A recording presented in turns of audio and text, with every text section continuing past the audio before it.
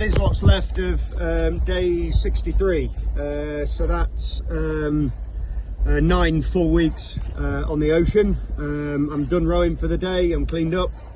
Just about to close the cabin door, watch an hour of Peaky Blinders and get my fat one down. This week's been a couple of little frustrations, to be honest with you. The progress has been fine. I've not done the mileage that I did the week prior, mainly because I've lost the current. The wind and the swell are still in my favour, still nudging me west, but the current that I was riding the previous week that gave me the really big mileage has dropped off. But I've still, I'm still putting out 60-mile days and sometimes a little bit more, which is still very strong mileage. So I went through earlier in the week. I went through a strange milestone. It was 3,500 miles, which is, that's a nice thing to think about. That's a long way. But the other milestone concurrently to that was dropping below 10,000 miles to go, and that's far harder to think about than the 3.5 that I have done.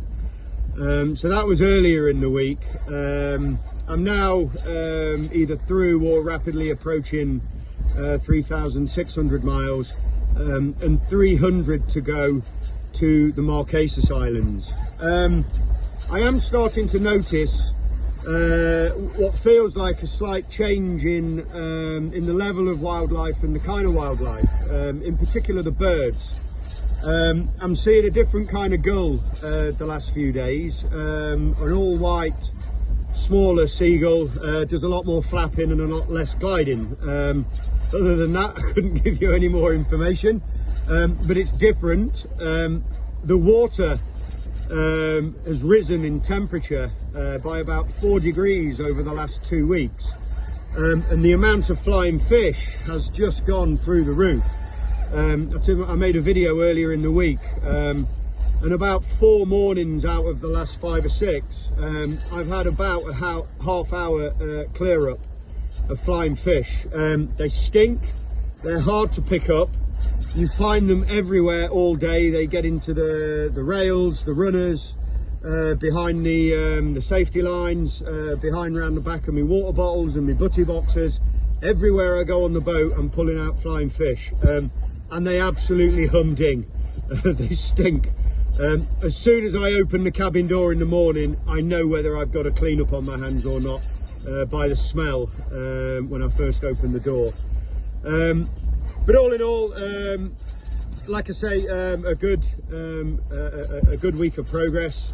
The other thing I've had going on this week, I've passed 2 separate series of what I believe are fishing buoys. They're dropped at like regular intervals between 4 and 6 mile in a straight line, and unfortunately I've just randomly wound up rowing past these parallel. And what that means is each of them have got an AIS transponder fixed to them. And what that means is as soon as I've passed one, I'm getting a collision alarm off the next one. Now I've seen them, I've managed to pick them out a couple of times. I've been within a few hundred meters of them, and they're only fairly small, what look like polystyrene buoys. So they're actually nothing to worry about if I do nudge up against one. But clearly it's not safe to turn off my AIS because there are fishing trawlers around at the minute. And I wouldn't be comfortable sleeping without the AIS alarm on. So these buoys, I went past about 13 throughout one day and then the subsequent night, and I was getting alarms every hour to 90 minutes all the way through. So that was pretty frustrating.